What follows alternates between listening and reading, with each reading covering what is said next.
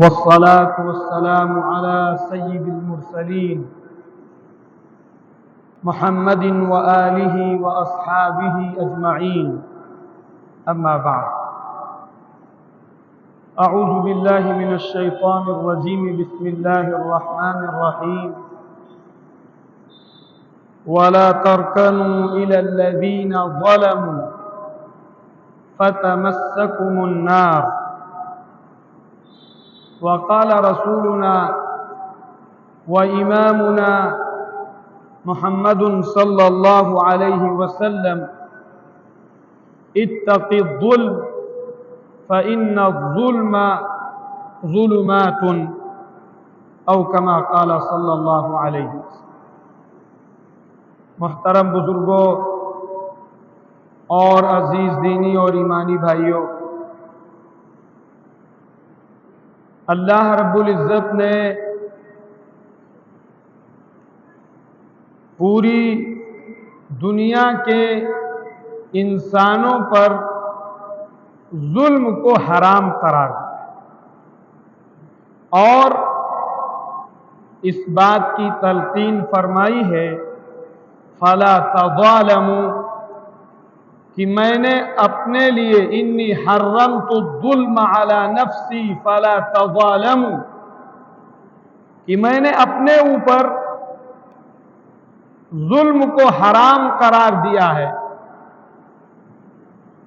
اور تمہارے اوپر بھی ظلم کو حرام قرار دیا ہے، لہذا آپس میں ایک دوسرے پر ظلم نہ کریں۔ روایت میں فرمایا گیا کہ ظلم جو ہے قیامت کے دن تاریکیاں اور ڈارکنیس اور سیاہی ہوگی۔ انسان کو جس وقت روشنی کی ضرورت ہوگی اس وقت اس کے پاس روشنی نہیں ہوگی، تاریکی میں وہ انسان اپنا سفر جنت تک طے نہیں کر سکے۔ اس لیے ظلم کو بہت ہی ہر دھرم میں اور ہر شریعت میں اور ہر سماج میں ظلم کو برا، غلط اور انتہائی زیادہ بدترین چیز سمجھا جاتا ہے۔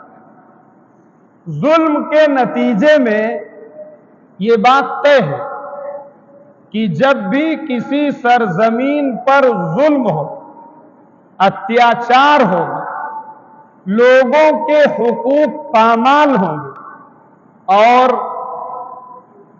ٹیکسز کی بھرمار ہوگی، تو ایسی صورت میں ملک پر وبا، تباہی کا آنا اور ملک کی بربادی میں کسی قسم کا کوئی شک اور شبہ باقی نہیں رہتا۔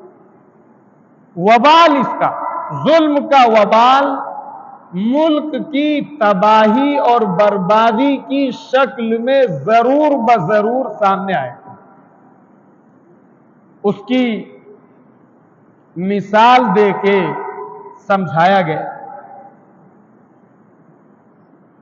بہرام بن بہرام کے زمانے میں عجیب و غریب مثال سے سمجھایا گیا۔ بہرام بن بہرام کے زمانے میں ایک دیندار شخص تھا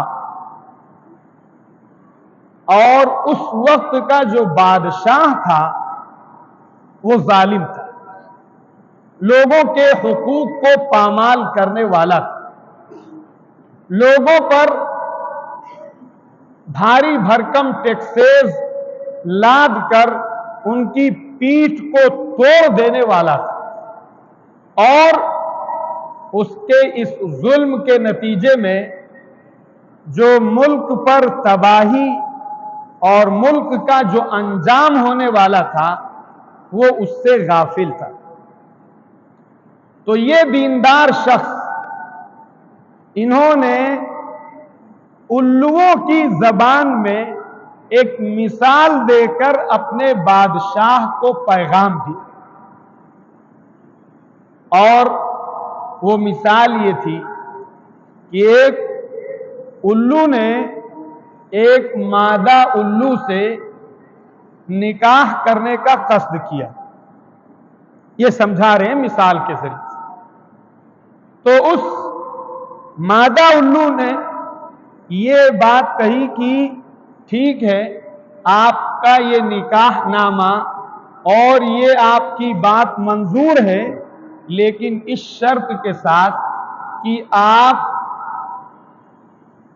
जो है वो कुछ गांव हमको 100 गांव या कुछ गांव वीरान हमको दे। यहां पर भी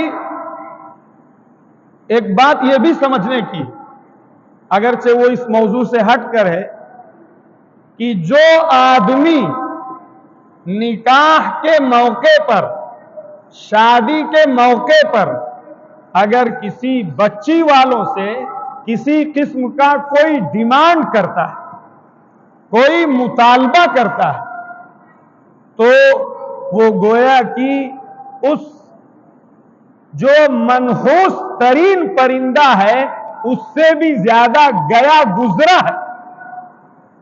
लड़की वालों से डिमांड करना, मुतालबा करना, और कैसी कैसी उसकी शक्लें बनाई गई, शर्म से डूब मरने की बात। आदमी ये कहता है कि साहब हमें कुछ चाहिए नहीं, लेकिन हमारा बेटा जो है वो बुलेट से चलता है और बुलेट को पसंद करता है। इसको शर्म आनी चाहिए कि एक आदमी जिसके यहां लड़की का इसने सवाल किया है, ये इस अंदाज से उससे बुलेट का सवाल कर रहा है। इसके दरमियान और एक भीख मांगने वाले के दरमियान और एक नट के दरमियान कोई फर्क नहीं। जिसकी शरीयत में सारे बर्डन और सारे बोझ, सारी जिम्मेदारियां आपके ऊपर रखी गई हैं। आप मर्द हैं, आप कमाने वाले हैं, आपको ये ज़ौम है कि साहब हम मर्द हैं, तो आपकी मर्दानगी वहां मांगने को क्या मुर्दा हो जाती?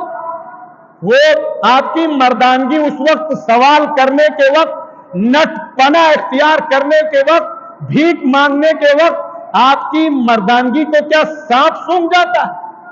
ये इंतहाई ज्यादा मुआशरा हमारा पूरा इस वक्त इस जहेज की आग में झुलस रहा।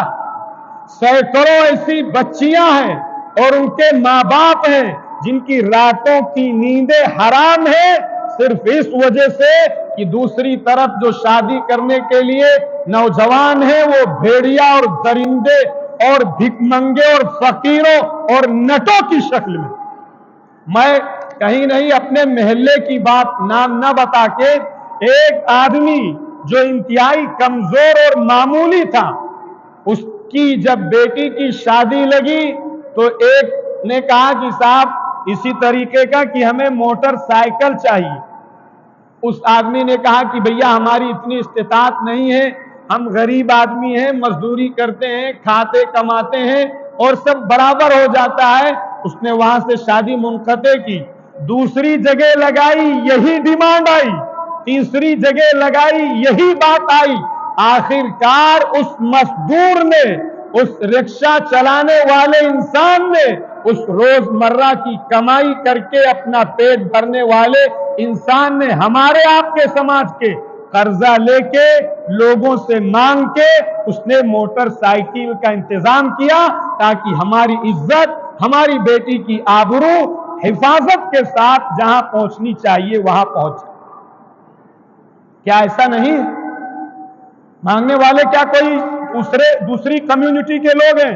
हम और आप हैं, हमारे समाज के लोग हैं। इनको शर्म करनी चाहिए और इनको ये समझना चाहिए कि आज अगर हम उससे सवाल करते हैं और उसे परेशान कर रहे हैं जहेज के नाम पे डिमांड करके और मुतालबात रख के और अपनी सारी चीजों मनवा के, तो कल को फिर आपके साथ भी यही सुलूक किया जाए।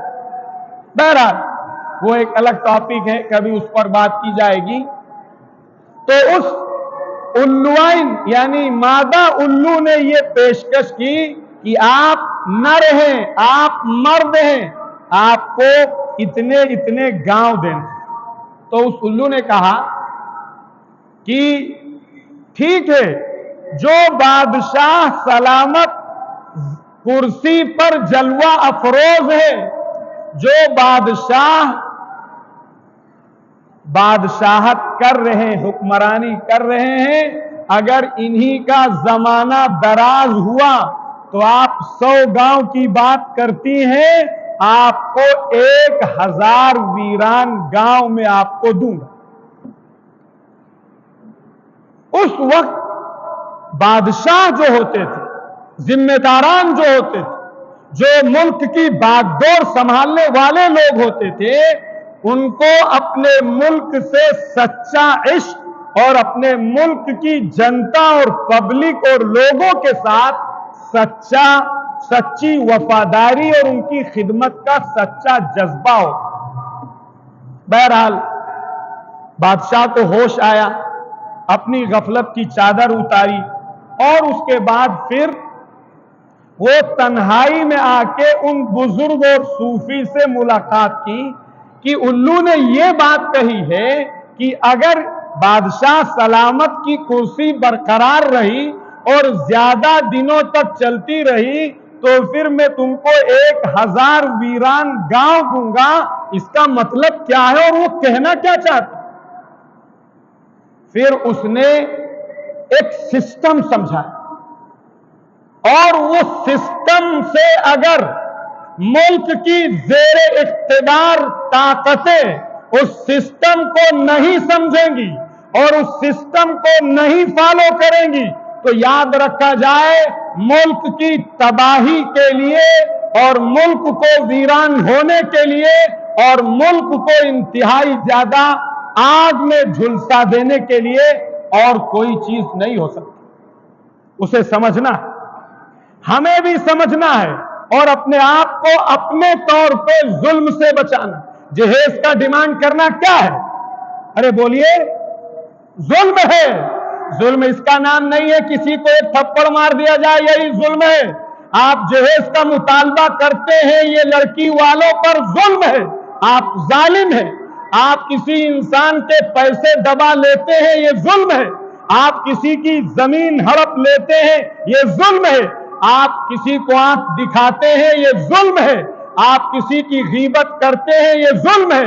آپ راستے کے اندر تنگی پیدا کرتے ہیں اور راستے میں اپنا زینہ ڈال دیتے ہیں، یا راستے کے اندر اور کوئی دقت اور پرابلم کریٹ کرتے ہیں، یہ ظلم ہے۔ بھاری بھرکم ٹیکسز کا لگا دینا، یہ ظلم ہے۔ ظلم کا مفہوم ہمارے عربی لفظ میں، عربی ڈکشنری میں بہت وسیع ہے۔ لہذا اس نے سمجھایا کہ دیکھیے بادشاہ سلامت، ملک کی جو عزت ہوتی ہے، ملک کی جو ترقی ہوتی ہے، ملک کا جو ڈیولپمنٹ ہوتا ہے، ملک کی جو انتی ہوتی ہے، وہ بادشاہ سے جڑی ہوئی ہوتی ہے۔ کس سے جڑی ہوتی ہے؟ بادشاہ سے۔ اور بادشاہ جو ہوتا ہے وہ لوگوں سے جڑا ہوا ہوتا ہے۔ بادشاہ کی عزت، بادشاہ کی کرسی، بادشاہ کا اقتدار، بادشاہ کی ساری ٹھاٹ باٹ وہ کس سے؟ وہ پبلک اور عوام سے۔ اگر آپ نہیں تو بادشاہ نہیں، اگر عوام اور پبلک نہیں تو بادشاہ کی کرسی نہیں، اگر عوام اور پبلک نہیں تو بادشاہ کی کوئی عزت نہیں۔ تو بہرحال بادشاہ جو ہوتا ہے وہ لوگوں سے ہوتا ہے، اور جو لوگوں کی ترقی ہوتی ہے اور جو لوگوں کے اندر جو ہے وہ خوشحالی ہوتی ہے، اطمینان ہوتا ہے، فارغ البالی ہوتی ہے، فرمایا وہ آبادی سے ہوتی ہے۔ اور جو آبادی ہے وہ لوگوں کی خوشحالی مال سے ہوتی ہے۔ جب مال آئے گا لوگ خوشحال ہوں گے، لوگ سکون سے ہوں گے، لوگ عزت سے ہوں گے، لوگ اپنی جو فنڈامنٹل اور بیسک نیسیسٹیز اور ضروریات ہیں ان کو پورا کر سکیں گے۔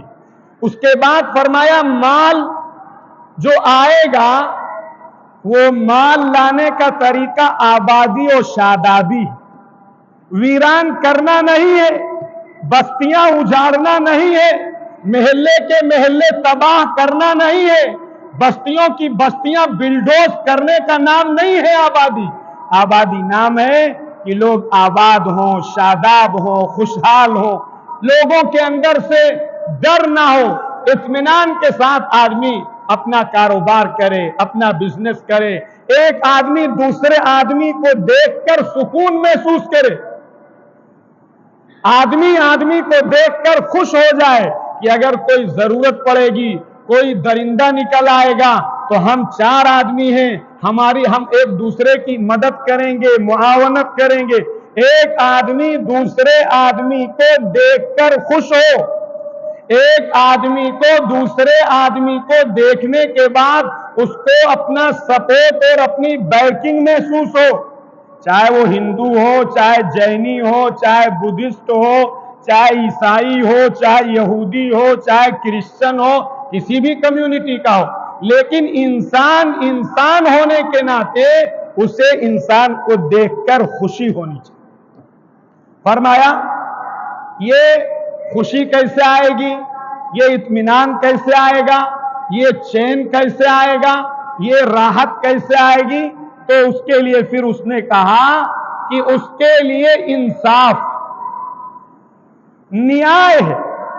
अगर लोगों के अंदर न्याय है, लोगों के अंदर इंसाफ का फरमान और इंसाफ का हुक्म जारी है, और जो हमारी हुकूमत है, जो लोग कुर्सी पर बैठे हुए हैं या जो लोग खाकी वर्दी पहने हुए हैं, जिनकी ये रिस्पॉन्सिबिलिटी और जिम्मेदारी है कि लोगों के दरमियान से जुल्म को, अत्याचार को, क्रूरता को, व्याकुलता को, अशांति को, भ्रष्टाचार को मिटाना और खत्म करना, और लोगों को अच्छा माहौल देना, लोगों को खुशहाली देना और लोगों के दरमियान इंसाफ कायम करना, ये उनकी जिम्मेदारी है।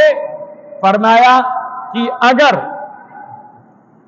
इंसाफ कायम है तो आबादी होगी, और आबादी होगी तो माल आएगा, माल आएगा तो लोगों को खुशहाली मिलेगी, खुशहाली आएगी, मुल्क तरक्की करेगा, मुल्क तरक्की करेगा तो बादशाह का और प्रेसिडेंट का और वजीर आला और चीफ मिनिस्टर और प्राइम मिनिस्टर का हर जगह इज्जत मिलेगी और उनको शौकत मिलेगी, उनके नाम को साथ इज्जत के साथ लिया जाएगा।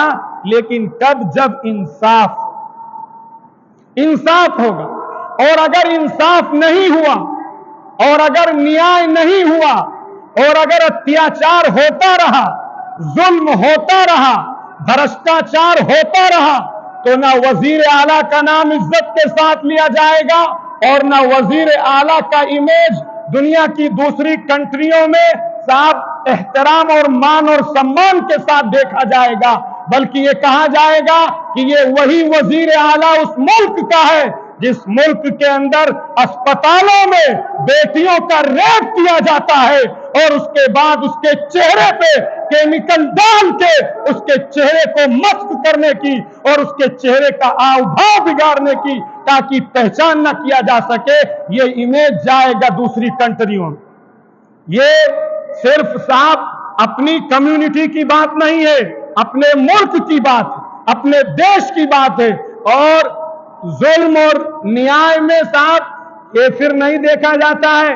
हुकूमत की जितनी भी पॉलिसियां हो, या खाकी वर्दी वाले पुलिस वाले हो, या ऑफिसरान हो, या जिम्मेदारान हो, उनको फिर न्याय और अन्याय के वक्त कोई धर्म और कोई दीन और कोई कम्युनिटी, माइनॉरिटी और मेजॉरिटी और पावर वाले लोग और गैर पावर वाले लोगों का चश्मा उनकी आंखों पर नहीं होना चाहिए। साहब एक तरफ जो रेपिस्ट हैं, जिन्होंने जिना किया, जिना करने के बाद उसको साहब जो है कई लोगों ने जिना किया, गैंग रेप किया, और उसके बाद उनको जेल से छोड़ा जाता है, उनको माला पहनाया जाता है, کیا دنیا کی دوسری کنٹریوں میں ہمارے ملک کا اچھا میسج جائے گا کہ صاحب وہاں کے لوگ ریپسٹ لوگوں کو جیل سے رہا کرتے وقت ان کو مالا پہنایا جا رہا ہے، ان کو عزت دی جا رہی ہے، ان کو مان سمان دیا جا رہا ہے، تو اس سے ریپ کرنے والوں کے جذبات بڑھیں گے، ان کے حوصلے بڑھیں گے، ان کے اندر امنگیں پیدا ہوں گی، درندگی اور سفاکیت کا وہ ننگا ناچ ناچنے کے لیے آگے بڑھیں گے، یا ان کے حوصلے پست؟ اور دوسری طرف اگر کوئی آدمی ملزم ہے، ابھی جرم اس کا ثابت نہیں ہوا ہے، تو صاحب اس کے گھر کو ڈیمولش کر دیا جائے۔ یہ نیائے نہیں۔ یہ اس طرح کے ایک کیس نہیں، 1000 کیس اخباروں کے پنوں میں چھپ چکے، الیکٹرانک میڈیا اور پرنٹ میڈیا اس کو دکھا چکی ہے۔ اس لیے میرے عزیزوں، بزرگوں، دوستوں، یہ سمجھا دیا گیا بہت اچھی طریقے سے کہ جو ظلم ہے، جو اتیاچار ہے، جو بھرشٹاچار ہے، جو درندگی ہے، جو حیوانیت ہے، جو ایک کمیونٹی کو ٹارگٹ کرنا ہے اور اس کے بعد اس کے ساتھ بدسلوکیاں اور گھناؤنی حرکتیں کرنا ہے اور ان کو توڑنے کی کوشش کرنا ہے، یہ یاد رکھا جائے ظلم کا انجام ہمیشہ ملک کے اندر تباہی لے کر آتا ہے اور قیامت تک آتا رہے گا۔ یہ ایک قانون ہے خدا۔ صاف اس سبق کا نام رکھا گیا الظلم مخرب بعمران العالم، کہ ظلم جو ہے یہ تباہ کاری لائے گا۔ الارم، ہاں یہ ہو سکتا ہے کہ ہمارا ملک بڑا ہے، ہمارے ملک کی پیداوار بہت ہے، ہمارے ملک کی آبادی اور جن سنکھیا بہت ہے اور بہت بڑے رقبے پر ہے، تو اسی اعتبار سے دھیرے دھیرے تباہی آئے گی، لیکن تباہی کا آنا طے۔ میں آپ کو ایک اور قصہ سناتا ہوں۔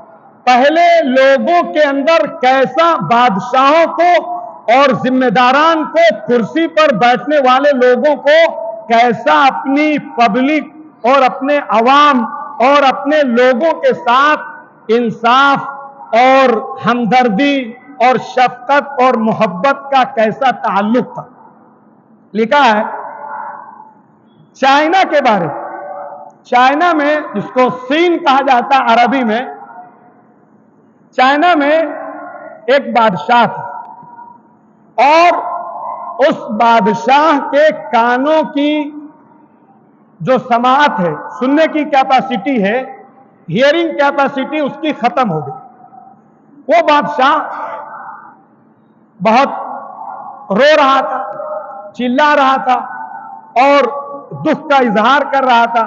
اس کے جو سپورٹرز تھے، اس کے جو دوست و احباب تھے، انہوں نے اس کو تسلی دلائی، صبر کی تلقین کی۔ پھر اس بادشاہ نے کہا کہ تم شاید یہ سمجھ رہے ہو کہ میں اپنے کانوں کی کیپیسٹی سننے کی کھو دینے کی وجہ سے رو رہا ہوں، حالانکہ ایسا نہیں ہے۔ میں اس لیے رو رہا ہوں کہ کل کو میرے سامنے کوئی غریب، کوئی مظلوم چیخے گا، چلائے گا، مجھ سے مدد کی دہائی دے گا، مجھے پکارے گا، لیکن میرے کان اس کو سن نہیں سکیں گے۔ میں کیسے اس مظلوم کی فریاد کو پورا کروں؟ میں کیسے اس مظلوم کی شکایت کو دور کروں؟ اور میں کیسے اس ظالم کو جس نے اس پر ظلم کیا ہے اس کو سزا دوں؟ میں اس کے لیے رو رہا ہوں۔ پھر اللہ نے اس کے دماغ میں یہ بات القا فرما۔ جب آدمی یہ ٹھان لے گا کہ ہمیں نیائے کرنا ہے، اللہ تعالیٰ اسے سجھاؤ عطا فرمائے۔ آج کیا ہو گیا؟ کیا ہو گیا ہماری رولنگ پارٹی کو یا صاحب اقتدار لوگوں کو یا جو لوگ کرسی پر بیٹھے ہیں اپنے اپنے استر پہ، نیچے سے لے کے E D C, B D C سے لے کے اور اوپر کی کرسی تک، کیا ان کو مظلوموں کی آہیں ہمارے نیوز اینکر کے لوگ نہیں پہنچا رہے؟ کیا ماؤں کے روتے اور بلکتے ہوئے وہ جذبات اور ان کی آنکھوں سے آنسو چھلکتے ہوئے کیا ان کو نہیں دکھائی دے رہے؟ یہ ساری چیزیں ان کو دکھائی دے رہی ہیں، لیکن وہ یہ سمجھتے ہیں کہ صاحب ہم ستے کی نشے میں سب کو دبا دیں گے۔ یاد رکھیے وہ سب کو دبا سکتے ہیں، لیکن ایشور کے اور گاڈ کے اور مالک کے فیصلے کو دنیا کی کوئی طاقت نہیں دبا سکتی۔ بہت سارے ایشوز پہ ہمارے میڈیا والے بھائی بھی خوب پردہ ڈالتے ہیں، خوب دھول جھونکتے ہیں، خوب صاحب اس کو بنانے اور اس کو مٹانے کی کوشش کرتے ہیں۔ اگر وہ کسی ظالم کے ظلم کو چھپانے کا کام کرتے ہیں تو یاد رکھیں وہ میڈیا کے اینکر جو ظلم کو چھپاتے ہیں اور مظلوم کے آنسوؤں پر پردہ ڈالنے کی کوشش کرتے ہیں، وہ بھی ان کے ساتھ ان ظالموں کی فہرست میں شامل۔ آگے اس نے کہا کہ خدا نے مجھے سجھایا، خدا نے میری کانوں کی سننے کی کیپیسٹی لے لی ہے، لیکن خدا نے مجھے آنکھوں میں دیکھنے کی قوت دی ہے۔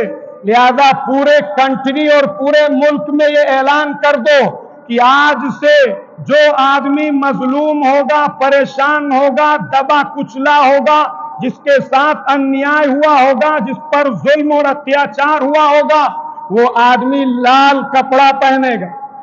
کیا کرے گا وہ؟ ارے بولو، کیا کرے گا؟ لال کپڑے پہنے گا، اور وہ صبح نکلتا تھا، شام کو نکلتا تھا، پوری جنتا کو دیکھنے کی کوشش کرتا تھا۔ جس کے پاس لال کپڑے ہوتے تھے وہ سمجھ جاتا تھا کہ یہ آدمی مظلوم ہے، اس آدمی پر ظلم ہوا ہے، اس آدمی کے ساتھ انیائے ہوا ہے، اس آدمی کو ٹارچر کیا گیا ہے، اس آدمی کے ساتھ بدسلوکی کی گئی ہے، اس آدمی کے ساتھ مس بیہیو کیا گیا ہے، اور وہ اس کو بلا کے اس کا پرابلم سالو کرتا۔ اس لیے میرے عزیز و بزرگوں دوستوں، یہ ہماری اور آپ کی ذمہ داری ہے کہ ہم اپنے طور پر اپنے آپ میں ظلم سے اپنے آپ کو بچائیں۔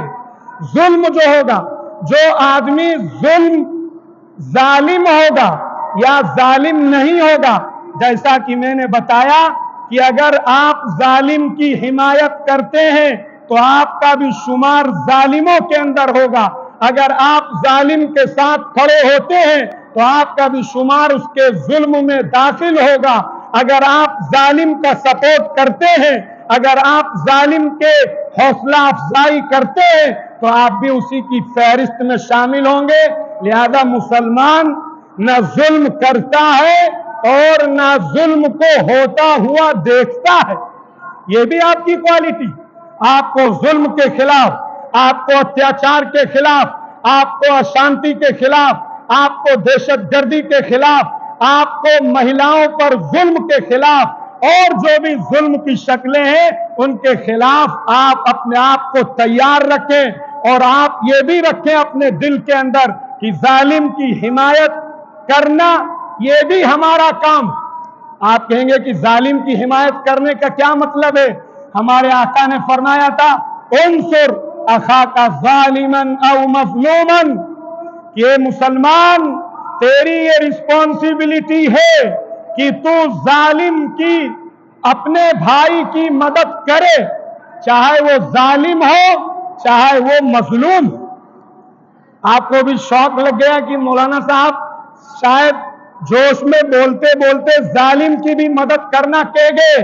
نہیں، ایسا نہیں ہے، آپ مظلوم کی مدد کریں گے، مظلوم کا سپورٹ کر کے، مظلوم کے ساتھ کھڑے ہو کے، مظلوم کی آواز میں آواز ملا کے اور مظلوم کے ہاتھ کے ساتھ ہاتھ جوڑ کے آپ کھڑے ہوں گے اور ظالم کا ہاتھ پکڑ لیں گے اور ظالم کی خوشامد کر کے اس کو اس کے ظلم سے روک دیں گے۔ یہی ظالم کی مدد ہے۔ ظالم کی مدد یہ ہے کہ آپ ظالم کا ہاتھ پکڑیے، آپ ظالم کا پنجہ روک لیجئے کہ وہ ظلم نہ کرنے پائے، یہ ظالم کی مدد ہے۔ اگر ہماری ان باتوں کو آپ دھیان کے ساتھ سن کر اپنے اوپر اس کا امپلیمنٹ کریں گے، اور جو لوگ ہیں جو ہمارے برادران وطن ہیں یا جو بھی سیاست کے اندر لوگ ہیں अगर उन्होंने इस रुख पर मुल्क को चलाया तो मुल्क की इज्जत होगी, मुल्क को दुनिया और जहान के अंदर मानो सम्मान दिया जाएगा और भारतीय नागरिक जहां भी जाएगा अपना सर उठाकर चलेगा। वरना दूसरी कंट्रियों में जब लोग ये सवाल पूछेंगे कि आपके यहाँ महिलाओं का अस्पतालों में डॉक्टरों का रेप करके उनको साहब जो है वो पेट्रोल या केमिकल डाल के उनके चेहरों को झुलसाया जाता है, उस वक्त जाहिर सी बात है हर भारत के नागरिक को दुख होगा और उस पर उसके दिल के अंदर चोट लगेगी। खुदा हम सबको जुल्म से बचने की तौफीक अता फरमाए। जहेज के भिखमंगे डिमांडों से अल्लाह ताला हम सबको बचने की तौफीक अता फरमाए। जो बच्चे नौजवान यहाँ बैठे हैं ये तय करें कि अगर हमारे माँ बाप भी जहेज के नाम पे इस पर कभी गुफ्तगू की जाएगी, अगर कोई डिमांड करेंगे तो हम अपने माँ बाप की खुशामद करके उनको इससे रोकने के लिए पूरी कोशिश करेंगे। अल्लाह ताला हम सबको अमल की तौफीक अता फरमाए। व आखिरु दअवाना अनिल हम्दुलिल्लाह।